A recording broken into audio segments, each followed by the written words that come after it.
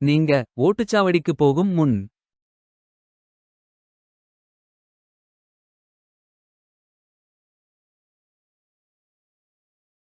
வாக்குச்சாவடிக்கு புறப்பட்டு விட்டீர்களா? யாருக்கு வாக்களிக்கப் போறீங்க என்பதை சிந்தித்து விட்டீர்களா? உங்களுக்காக மட்டுமல்ல, அடுத்த 5 ஆண்டுகள் மற்றவர்களின் நலனும் நீங்கள் செலுத்தும் வாக்கில்தான் உள்ளது என்பதை மறக்க வேண்டாம்.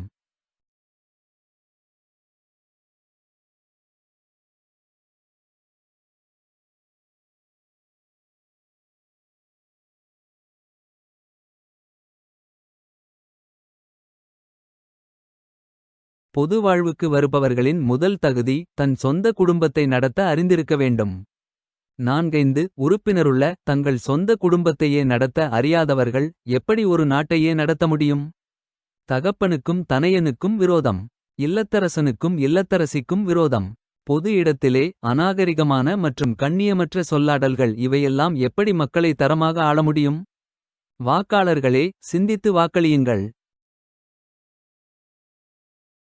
எல்லாவற்றையும் விட்டுவிட்டு உங்களுக்காக பொது வாழ்க்கைக்கு வந்துள்ளேன் என்று ஒருவர் சொல்லும் போது நிச்சயம் நாம் அவரைக் குறித்து பெருமிதம் அடைய வேண்டும்.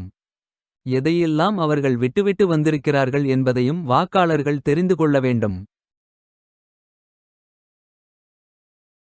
தங்களுக்கு உள்ள ஆடம்பரங்களை ஒன்றுமே உதறித் தள்ளிவிட்டு வர மனம் இல்லாத பட்சத்தில் எல்லாவற்றையும் விட்டுவிட்டு வந்துள்ளேன் என்று மக்கள் மத்தியில் மறுபடியும் மறுபடியும் மறுபடியும் கூவி கூவி கோஷமிடுவதும் ஆடம்பரம் குறையாத வாழ்க்கையும். அவர்களின் கபட நாடகம் என்பதை தேசத்தின் வாக்காள பெருமக்கள் அறிந்து கொண்டால் நலம். வாக்குறுதிகளை கட்சிகள் கொடுக்கலாம், சிலவற்றையும் நிறைவேற்றலாம். நல்ல திட்டங்களையும் கொண்டுவரலாம்.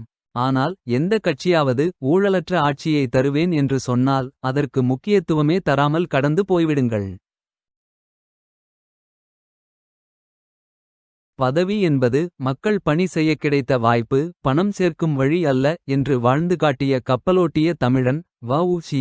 வீரபாண்டிய கட்டபொம்மன், முத்துராமலிங்க தேவர், கர்மவீரர் காமராஜர், திரு கக்கன், அறிஞர் அண்ணா இப்படி இன்னும் பலர். இவர்களைப் போல் இனி ஜனங்கள் பிறந்தாலொழிய ஊழலற்ற ஆட்சி என்பது மாயையே. வாக்களிப்பது உங்களின் சுதந்திரம், மறுப்பதற்கில்லை. ஆனால் யாருக்கு வாக்களிக்கப் போகிறோம் என்பதை சிந்திக்காமல் வாக்குச்சாவடிக்கு புறப்பட வேண்டாம். உங்களால் அடுத்த 5 வருடத்தில் உங்கள் மாநிலம் வளர்ந்தோங்கட்டும். இந்தியா வல்லரசாக மாறட்டும்.